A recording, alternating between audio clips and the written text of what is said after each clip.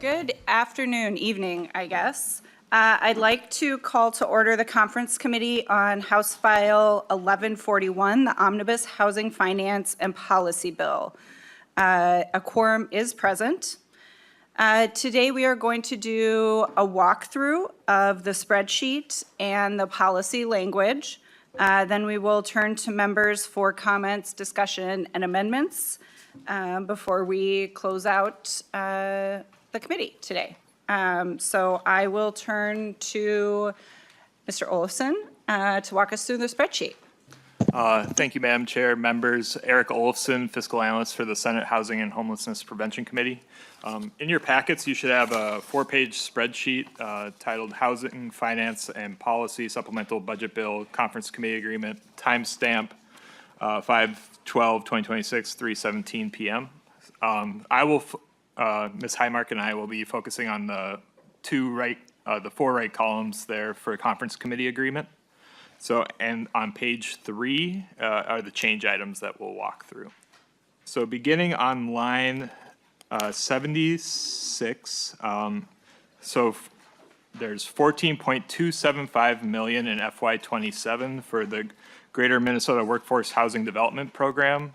This comes from a reallocation of aggregated interest earnings in the Housing Development Fund. Moving on to line 77 for the manufactured home park infrastructure grants, there's $4 million from the aggregated earnings within the Housing Development Fund. On line 79 from the Family Homelessness Prevention and Assistance Program, or FHPAP, there's $38 million from the general fund. This comes from the Tyler settlement cancellation. On line 80 for the also for FHPAP, there's $2 million from the aggregated earnings reallocation within the Housing Development Fund. On line 82 for the Minnesota Nice Home Share Pilot Program, there's $150,000 from the reallocated earnings in the Housing Development Fund. On line 83 for supportive housing, there's a one-time increase of $4 million from the aggregated earnings in the Housing Development Fund. And moving on down to HECAT, there's also a one-time increase of $150,000 from the aggregated earnings within the Housing Development Fund. And with that, I'll pass over to Ms. Highmark. Ms. Highmark. Madam Chair and members, Katrina Highmark, House Fiscal Analysis. I'll continue with line 90. There is a initial debt service payment from the general fund for the authorization of $100 million in housing infrastructure bonds. That is a cost of $2 million in fiscal 29.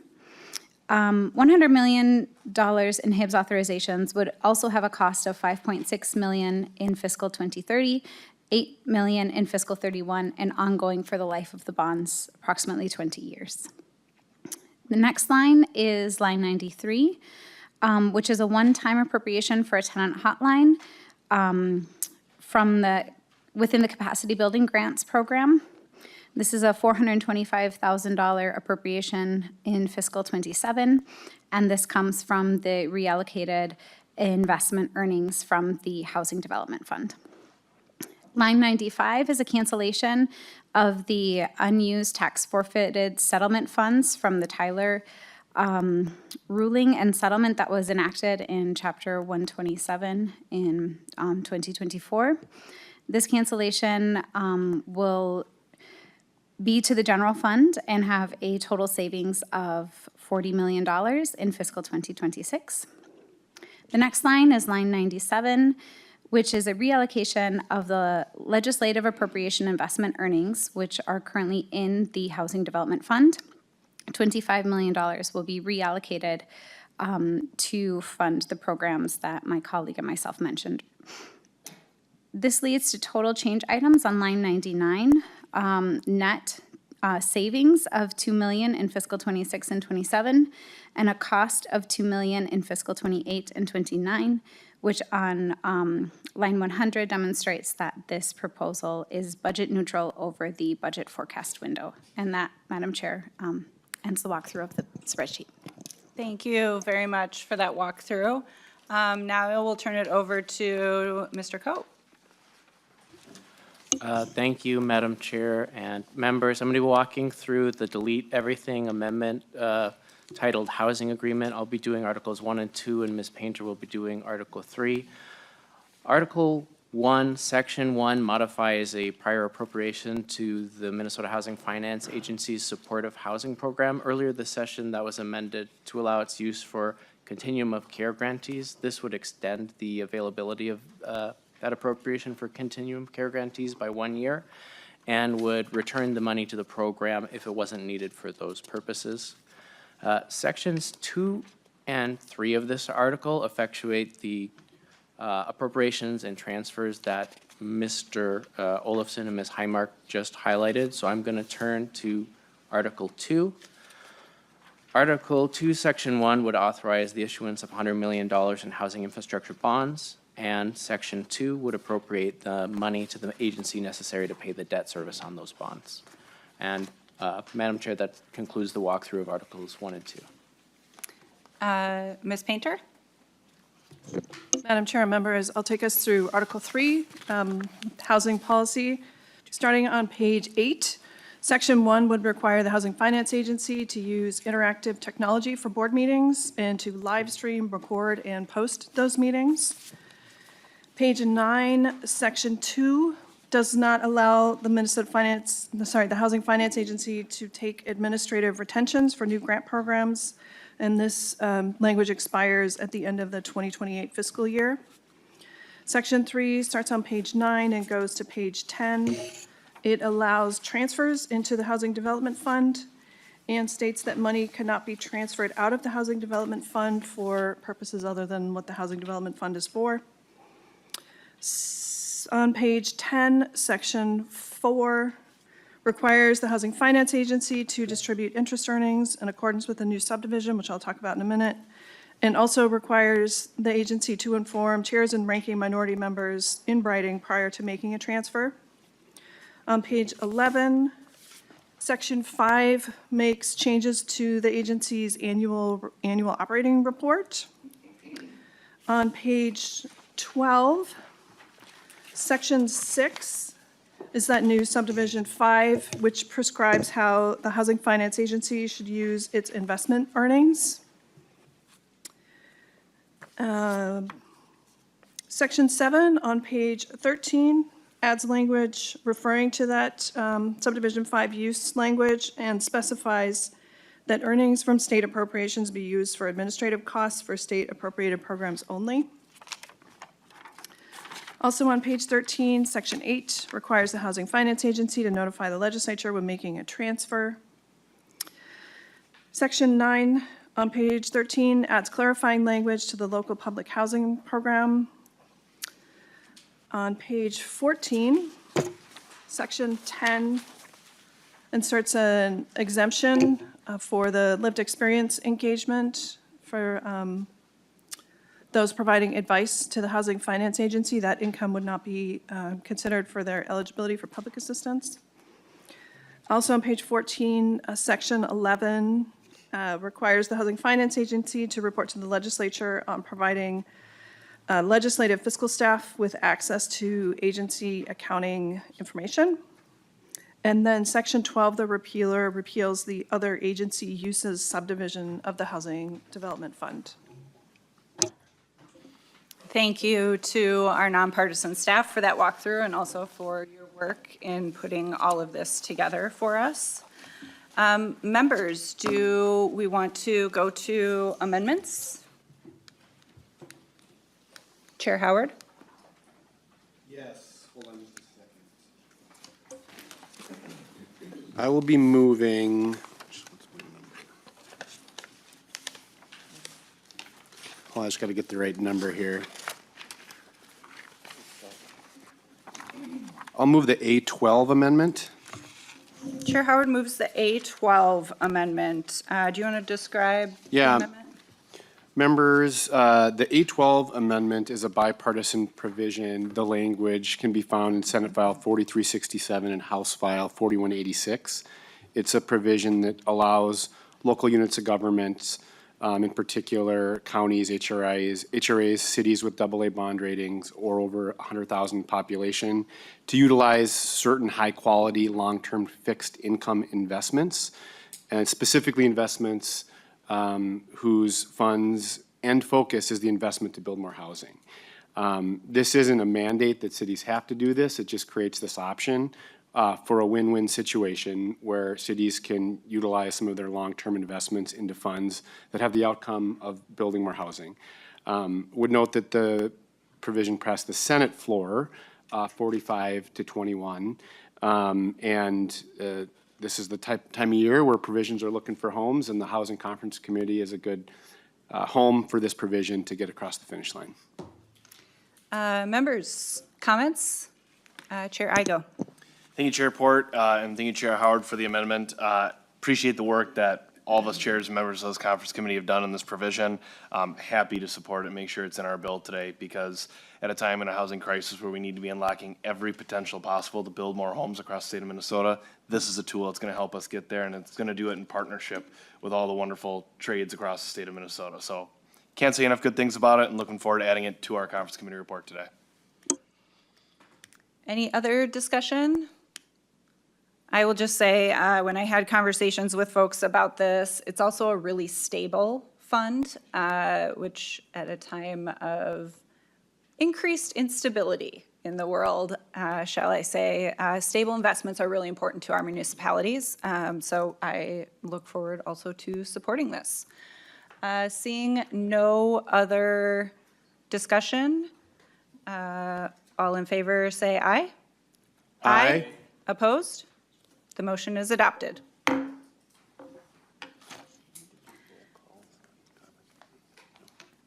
Senator Bolden. Thank you, Madam Chair. I would offer the A16. Vice Chair Bolden offers the A16. Do you want to describe your amendment, Senator Bolden? Yes, so members, this is the Manufactured Housing Bill of Rights that you are likely familiar with. We heard in committee over the session and throughout the session, we heard from many, many residents who live in manufactured homes and heard about the challenges and really egregious practices that they are experiencing from some of the park owners. And so this is work they have done a lot of organizing in their communities. They have knocked thousands of doors, and this addresses some of the biggest challenges that they are experiencing and includes the opportunity to purchase. It includes some enhanced enforcement for things that are already in place, and it includes a measure to address the really egregious and significant rent increases that they are experiencing. And as we talk about rent, it isn't sort of rent as you might think of in apartments or other places, as most of these folks own their homes. They own the homes and they rent the land underneath them. But they are experiencing increases in rent of 8, 10, 12 plus % year over year, which the effect of that is that it's pricing people out of their homes. And so in some cases, again, they own their homes, but when they get priced out, they lose their homes. And a lot of work has gone into this. Every year that we don't pass this, more people are being harmed and losing their homes. And so I really just want to say thank you and share appreciation for the residents who have been pushing for this work over time, because it is their communities that are being impacted and they are calling on us to take action. So I would ask for support and a roll call. Thank you, Chair Bolden, or Vice Chair Bolden. Appreciate your work on this. Members' discussion on this provision. Senator Lucero, I saw your hand was up. Was that to bring an amendment or to discuss this one? I was going to offer an amendment, but Senator Bolden beat me. I will add you to the list. Any other discussion on Senator Bolden's? Chair Howard. I would just voice support for Senator Bolden's amendment and voice support for the really powerful stories that I think we've heard for many sessions now from Minnesotans all across the state on this issue. And it really feels like the legislature might not be able to get it across this year. We should. And just wanted to highlight that is a deep disappointment and a ground that we need to continue to work on. And one thing that I know that's been clear based on the organizing and the work and the stories of Minnesotans that are pushing for change is they're not going away. And that's a credit to the relational work they're doing in their own communities and with us. And it's why I suspect that this conversation, it might not end today with this going in this bill, but the deep need for this, that conversation is going to continue in full force when we finish this session. Additional discussion, members? Chair Igo. Thank you, Chair Port. I'll just make a few comments, and again, we've had this discussion a lot in committees in our respective chambers. We've had it at our first conference committee meeting. There's a good discussion, I think, forming around it. Unfortunately, with some of the provisions that are in this bill, I just can't be supporting them today, and I think that we as the Housing Committee, like I said a few days ago, need to continue to look at things that are also driving costs in all of our communities, whether it's manufactured housing, whether it's multifamily housing, whether it's single-family homes, and I think that's how we're going to root out the causes that this bill, this amendment is going to try and address. So today, I can't support it, but look forward to collaborate and try and solve some of these issues in other ways. Any other discussion on this amendment? Seeing none, I was reminded we're supposed to be doing roll calls because we need support from all three caucuses. So CJ, Ms. Larson will take the roll.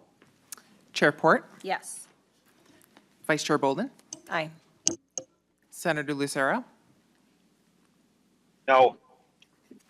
Chair Howard, Yes. Chair Igo, I go no. Representative Kozlowski, Yes. Representative Nash,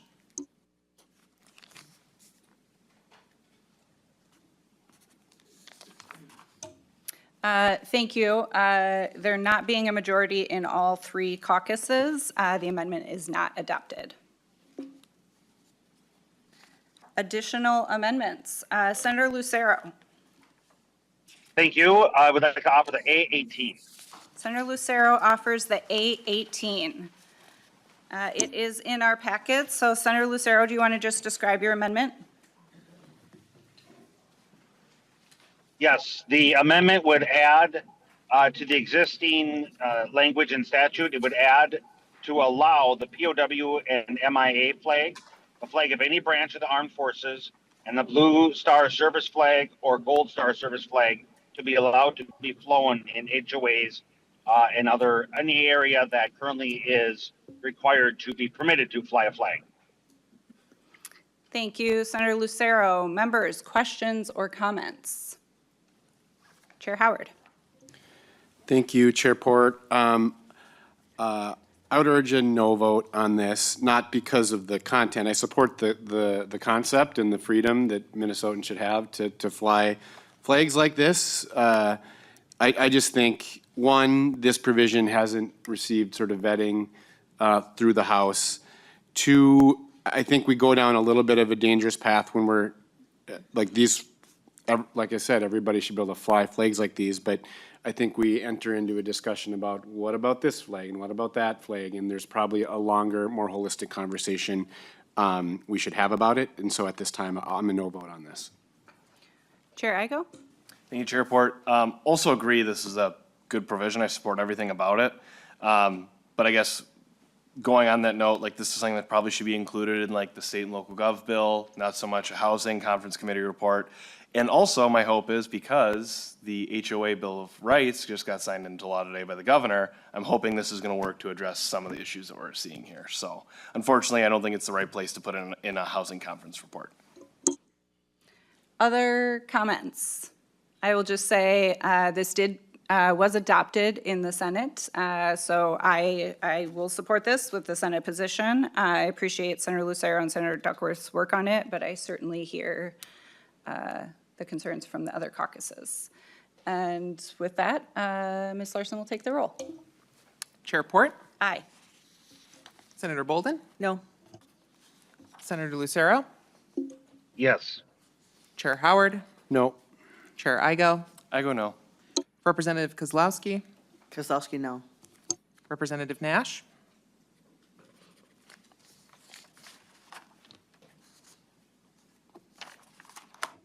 There not being a majority from all three caucuses, the amendment is not adopted. Senator Bolden, back to you. Thank you, Madam Chair. I would offer the A17. Senator Bolden offers the A17. Senator Bolden, do you want to describe that for us? Yes, Madam Chair. So members, this is the provision that would limit private equity companies from, large private equity companies from purchasing more than 100 single-family homes or owning more than 100 single-family homes. This is an effort to address the significant issue of private equity companies purchasing single-family homes. We've had a lot of discussion about this over years. I have carried this provision for years. And we have heard from community members, from regular Minnesotans who want to purchase a home.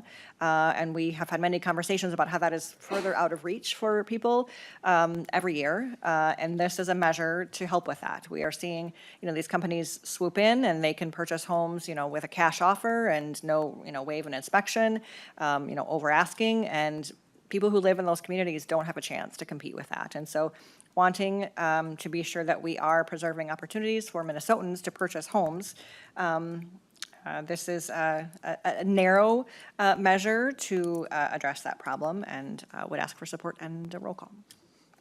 Thank you, Senator Bolden. Chair Igo. Thank you, Chair Report. Unfortunately, I can't be supporting this one. I know there's been a lot of discussion that we're seeing, not just here in the state of Minnesota, but across the country about these private equity bans. And I think there is room to have conversation on it, but with the dialogue happening at the federal government, I think there's a lot of questions to be asked, a lot of scenarios we should make sure to vet out. So I think this is something that shouldn't be going in today, but conversations will continue, data will continue to come in, and we can kind of see how this conversation ebbs and flows to make sure we don't do anything with a knee-jerk reaction and cause more harm than good. So unfortunately, I can't support it today. Representative Kozlowski. Report, and just wanted to chime in support of this amendment, and thanks to Senator Bolden and to Representative Egbadje for really the work that's been done to root out the large swath of private equity firms. We're talking about the Blackstones of the world that are coming in, and Minnesotans are increasingly having to fight against these large corporations that, as I talked about last conference committee, have $44 million. In my own community, we had almost 20 of our best starter homes taken up off of the market, and what would have been really affordable, great first-time homes have now been put back on the market for upwards of $1 million. And that's a huge disadvantage to Minnesotans. And for private equity firms, they are reaching at a pace of 4% of ownership, especially of our multifamily apartment buildings and single-family homes. In some places in the country, that's 20%. And so just want to note that, as we've heard in committee, the Family Housing Fund talked about the research that went in to show they're raising up prices, tacking on excessive fees, and really driving up unaffordability for everybody.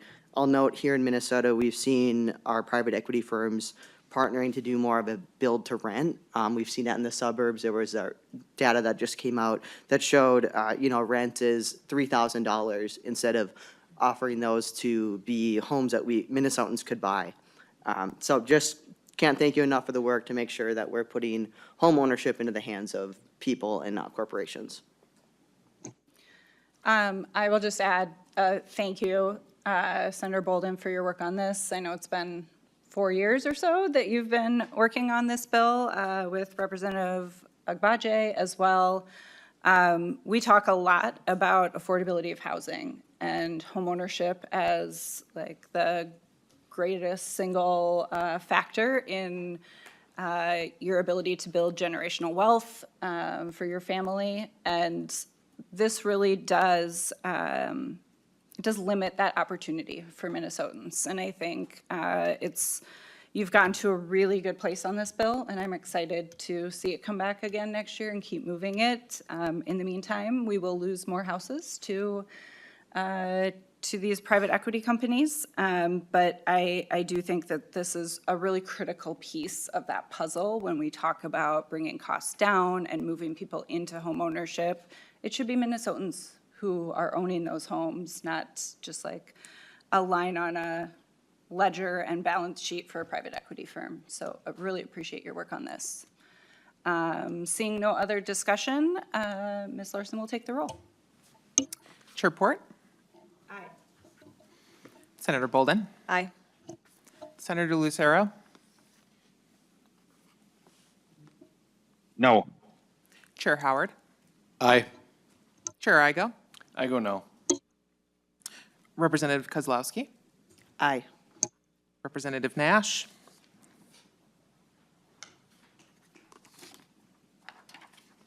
And there not being a majority from each of our caucuses, the amendment is not adopted. Chair Igo. Thank you, Madam Chair. Before I move the amendment, do we want to re-vote on the amendment we do agree on to get a good roll call on it? Maybe not a bad idea.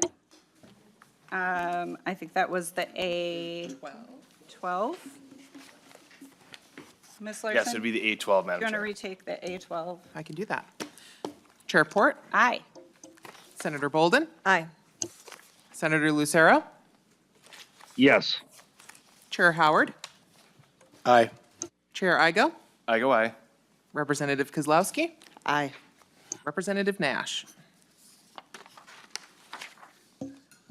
There is a majority on each of the three caucuses and no nays, so the amendment is adopted. You're right, at least I got to say that once. Back to you, Chair Igo.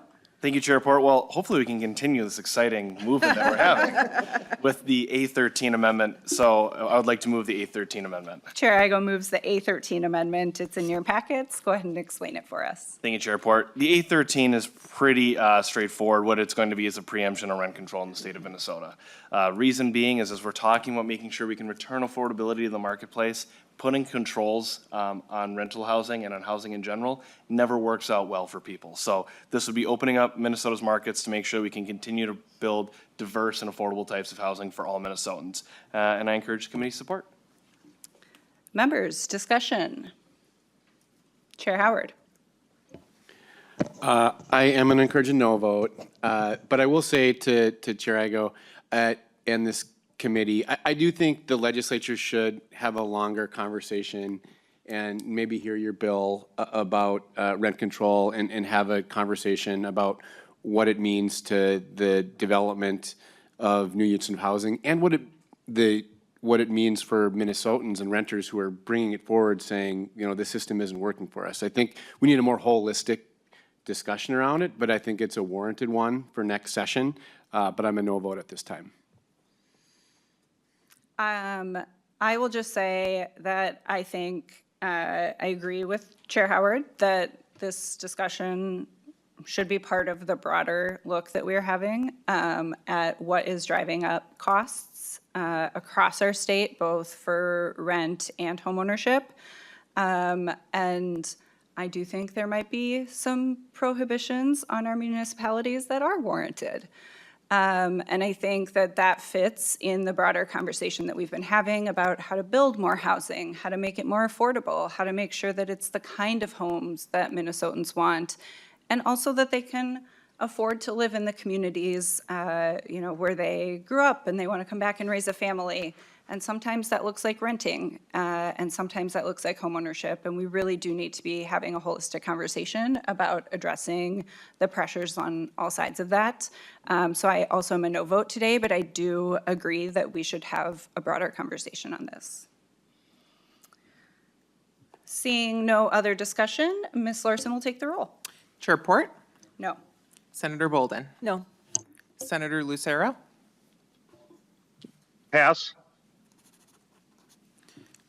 Chair Howard? No. Chair Igo? I go aye. Representative Kozlowski? No. Representative Nash?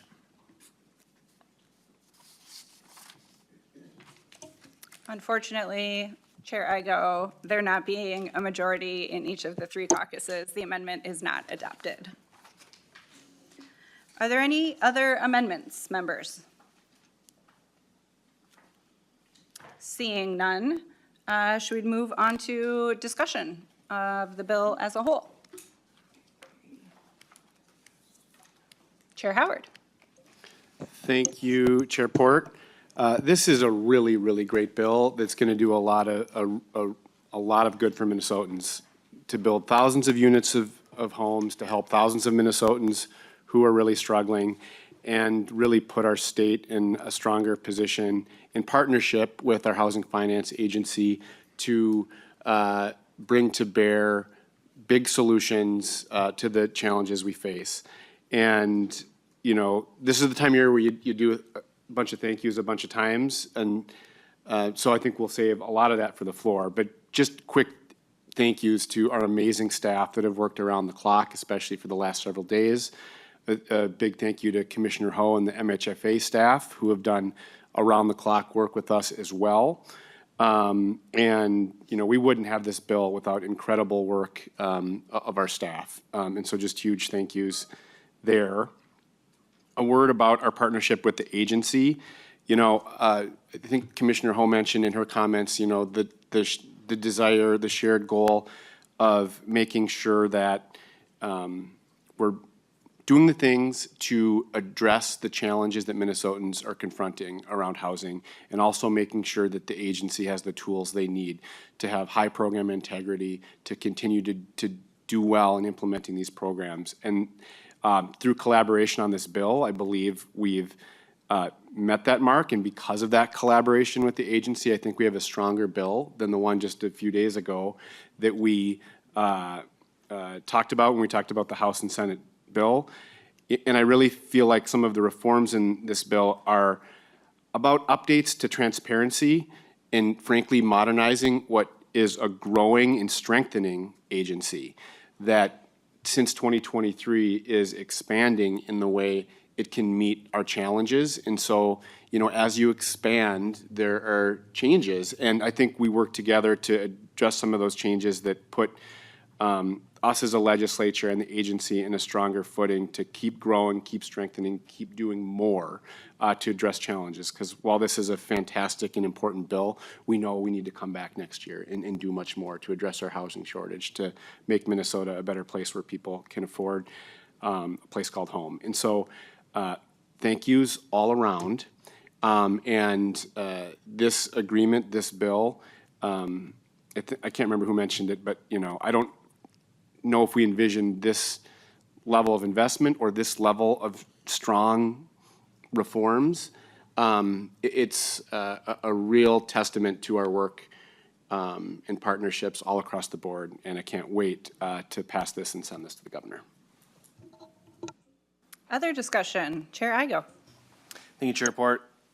You know, I'll just start. This is a really good bill and one I'm proud to have worked on with every single one of the members of the conference committee. Thank you again to all of our staff. But if you would have told us that a $165 million housing bill was going to be coming to agreement here at the weaning days of session when we started this year, no one would have believed it. And we did it, and we did it in a way that doesn't just pick one group of housing, doesn't pick one group of people. It's going to cover the entire state of Minnesota. There's money in here to build single-family homes, multifamily homes, manufactured housing. We're covering it all. We're also taking care of Minnesota's most vulnerable with provisions in this bill. We're setting up transparency and accountability for the future in our agencies to make sure that we can partner and continue to do great things moving forward for housing in the state of Minnesota. And we did that all in an incredibly bipartisan way. I really want to emphasize, like, the process I've had being a chair of housing for the last 2 years and working with you, Chair Port and Chair Howard. This is what Minnesotans expect the legislature to look like. And I think we've set an incredible precedent moving forward that regardless of disagreements on certain things, and you saw that with amendments today, that there was things that we agreed on, didn't agree on. We handled it in a very civil way and said we're going to continue to work together and solve things out because that's what our constituents demand of us. Doesn't matter if they're Republicans or Democrats, and this bill represents a bill for all of Minnesota. And everyone is going to have their fingerprints on it some way, and we're going to make life better for everyone, whether they're right here in St. Paul or up on the range or in southern Minnesota or in western Minnesota. So I just really want to thank all of the staff that put in countless hours helping us critique stuff. You know, there's a lot of provisions in this bill that we had to come up with from scratch, and we wouldn't have been able to do it without their help. Thank you to the Minnesota Housing Finance Agency for all the back and forth and the work, because you can't do this standalone. It has to be collaborative. And when you're collaborative, you are going to butt heads, you're going to agree, you're going to disagree, but we resulted and really, really good bill. One that I'm proud to have my name on and proud to have done in collaboration with my fellow chairs. So just thank you to everyone, and looking forward to its approval and bringing it back to the House floor and getting it to our governor. Thank you, everyone. Senator Bolden. Thank you, Madam Chair. I have so appreciated serving on this committee this session, and I'm really proud of this bill. It is an excellent bill. I also want to share thank yous to committee members, but especially staff. There is a whole lot of work that goes into putting a bill together and all of the pieces that get us to this point. And so really want to say thank you to them. And this will make a difference in people's lives. I'm especially grateful for the investment in FHPIP, making sure that we are looking out for the most vulnerable folks in a time when people are feeling squeezed from many directions, and housing being one of the most fundamental needs that people have. Making sure that we are keeping people stably housed is not just the right thing to do. It also is just like the fiscally responsible thing to do. We know that it is far more cost effective to keep people housed rather than try to help them catch up later if they fall into homelessness. And so grateful for a bill that is making steps to improve people's lives in a time when we are in a housing crisis across the state. And certainly, this bill is not going to fix all of that in just this one session. We know there is more work to do, and we are committed to that, but it definitely will make a difference and moves us in the right direction. So thank you. Representative Kozlowski. Thanks for your report, and I'll just add my gratitude and gigantic thanks to the Chamber of voices that have come before around staff, just looking around this room, and folks who have been working many, many hours, especially over the weekend. Even today, I saw you running all over the House floor and back and forth between the Senate, really making sure that what we're putting together is the best possible product, and one that I feel incredibly proud of, as well, at a time when we heard story after story from Minnesotans who came to our committees, who we went out to their communities on housing tours across the state, and whether it's folks who are just looking for a place to rent their own and so that they can, plant roots, or it's somebody who is making sure that a senior on fixed income can stay in the communities that they love, or it's our kids and seniors who are continuing to rise as the numbers of folks who are showing up in our homelessness system. This is going to have an impact on everybody and make material condition improvements to people's lives. If you work a full-time job, I think in Minnesota, you should be able to have a home no matter what. But especially if you're working a full-time job, 2 and 3 jobs, you should be able to have a place to call home. And right now, that's not like a niche problem. That is a middle-class, working-class squeeze. And I'm thinking through, some of the stories that we heard of. One Minnesotan said, this used to be a place that I love it, and now it's just a place that I live and where I actually feel trapped. One woman mentioned in a committee, and her story didn't mean to lose 20 pounds, but I had to make really tough decisions between paying my mortgage or putting food on the table and paying medicine. Out in Minnesota, greater Minnesota, I'll say this committee is well represented, which I really appreciate. We have just a little bit different challenges. Things are just a little bit more expensive. We have lack of transportation and transit access, especially for our tribal nations. We have an already really strained hospitals and ER system, as well as our homelessness infrastructure. And thinking about a teacher from northeastern Minnesota who shared with me that she was leaving school one day, noticed her student was walking down the street with a garbage bag, and stopped to check in. Hey, did you miss the bus? Do you need a ride home? And that student's mom and siblings came out from the bushes behind, and they actually were fleeing domestic violence situation. And that teacher called, reached out to our office, were able to get them connected. The nearest family shelter that they could get into was in North Branch area. And so we know the work that this is going to do. This means more homes for teachers and educators, firefighters, nurses, working class families, but also it means kids and families can stay in their districts, and it means like manufacturers can hopefully find employees who have places to live and call home. So so much more to say, but just really a lot of gratitude, and thank you, and look forward to getting this done, get it across the 1 yard line. Thank you for that, Representative Kozlowski. Well, I'll just say, whew, I just got like a little sweaty. Like I'm a little, like it feels like it's been so much work and passion and advocacy, and it kind of feels unreal that we're here at the end of this session with this bill in front of us. I'm so proud of this bill. It is a needed investment of dollars into our community. It is a forward-looking investment in transparency and updated systems with the agency. I remember when, in 2023, when Chair Howard and I were named the housing chairs, that our goal was to like massively grow what the legislature did for housing. And Mike used to carry around a gallon of water and a tablespoon and be like, this is how much housing is. And we're changing that. We are changing that. And it's not always fast, but it is important. It's really, really important. And I think over the course of the last 8 years, my 6 years in the legislature, our 4 years being chairs, these last 2 years with bipartisan chairs, every single time we've taken a step forward. And I think that is what is really different about the Housing Committee, and just makes me so proud of the work that the advocates do, that we're able to do in our committees, that the agency is able to do and undertake the big projects that we give them. And I am incredibly proud to pass this bill, and I am also just really excited to keep moving forward with the progress that we've done. I think we all know that this isn't the end.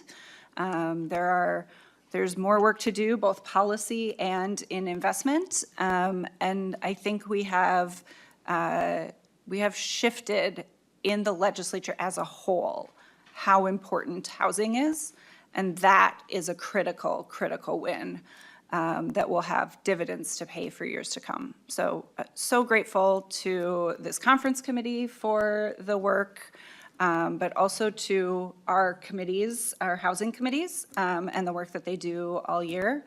And again, to staff, nonpartisan, MHFA, our legislative staff, Lori and Benji and Jack and CJ, and like countless other people who prop us up.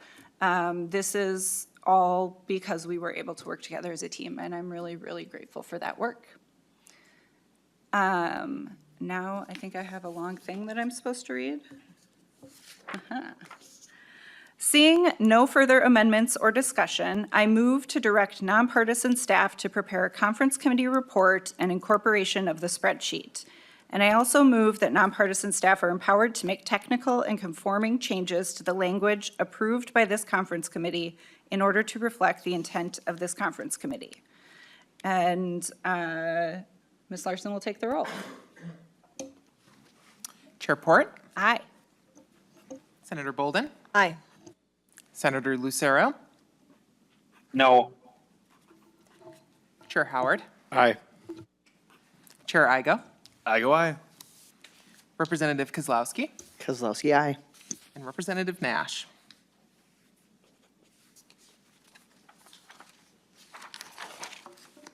There being 5 ayes and 1 nay, and a majority from each caucus, the report is adopted and nonpartisan instructed to carry that out. Thank you very, very much to everyone, and with no other business in front of us, we are adjourned.